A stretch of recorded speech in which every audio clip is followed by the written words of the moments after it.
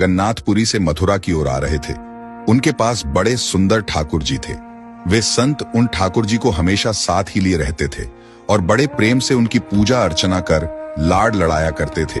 Train से यात्रा करते समय बाबा ने ठाकुर जी को अपने बगल की सीट पर रख दिया और अन्य संतों के साथ हरि चर्चा में मग्न हो गए।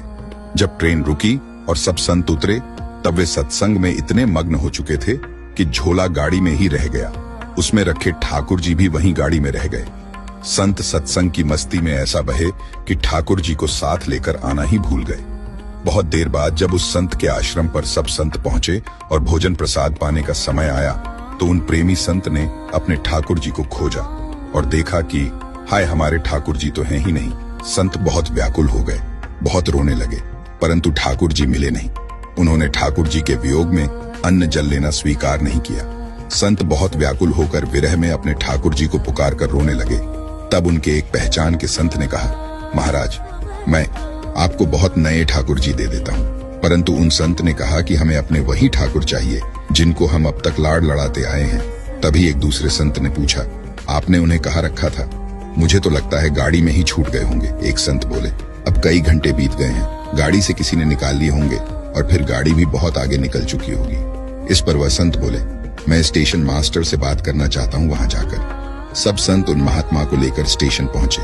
स्टेशन मास्टर से मिले और ठाकुर जी के गुम होने की शिकायत करने लगे। उन्होंने पूछा कि कौन सी गाड़ी में आप बैठकर आए थे।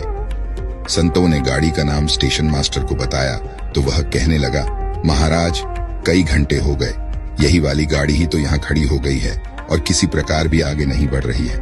न कोई खराबी है और न अन्य कोई दिक्कत। कई सारे इंजीनियर सब कुछ चेक कर चुके हैं, परंतु कोई खराबी दिखती ही नहीं। महात्मा जी बोले, अभी आगे बढ़ेगी, मेरे बिना मेरे प्यारे कहीं और कैसे चले जाएंगे। वे महात्मा ट्रेन के डिब्बे के अंदर गए और ठाकुर जी वहीं रखे हुए थे जहां महात्मा ने उन्हें पधराया था। अपने ठाकुर जी को महात्मा ने गले लगाया और जैसे ही महात्मा जी उतरे, गाड़ी आगे बढ़ने लग गई। ट्रेन का चालक, स्टेशन मास्टर तथा सभी इंजीनियर आश्चर्य में पड़ गए और बाद में उन्होंने जब यह पूरी लीला सुनी तो वे गदगद हो गए। उसके बाद वे सभी जो वहां उपस्थित थे, उन सभी ने अपना जीवन संत और भगवंत की सेवा में लगा दिया।